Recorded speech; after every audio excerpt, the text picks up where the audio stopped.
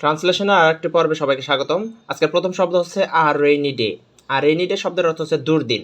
তাহলে we should save, আমাদের উচিত সঞ্চয় করা সামথিং, কোনো কিছু অ্যাগেইনস্ট আর রেইনি ডে, দুর্দিনের জন্য।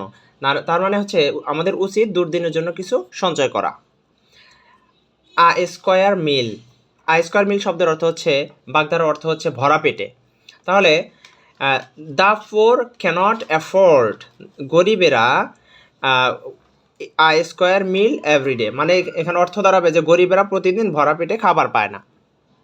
অ্যাফোর্ড শব্দের অর্থ হচ্ছে, এখানে হচ্ছে প্রভাব না, এখানে হচ্ছে অ্যাফোর্ড শব্দের অর্থ অর্থের সাথে মিলিয়ে দাঁড়াবে যে গরিবেরা প্রতিদিন ভরা পেটে খাবার পায় না। 3 নম্বর শব্দ হচ্ছে অ্যান আইরনি অফ ফ্যাট, শব্দের অর্থ হচ্ছে ভাগ্যের পরিহাস। তাহলে অ্যান আইরনি অফ ফ্যাট শব্দের অর্থ ভাগ্যের পরিহাস। তাহলে it was an irony of fate that, এটা ছিল ভাগ্যের পরিহাস যে he failed in the exam, সে হচ্ছে পরীক্ষায় ফেল করেছিল। তার মানে যে বুদ্ধিমান ছেলেরাও কিন্তু কোনো কারণে ওই ভাগ্য খারাপ হওয়ার কারণে কিন্তু পরীক্ষায় ফেল করে এইটা।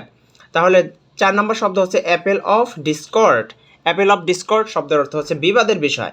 তাহলে দ্য ল্যান্ড, জমিটি, the land is the apple of discord between the two brothers. তাহলে জমিটি দুই ভাইয়ের মধ্যে বিবাদের বিষয়, মানে জমিটি হচ্ছে দুই ভাইয়ের মধ্যে বিবাদের কারণ। Thank you for watching my video.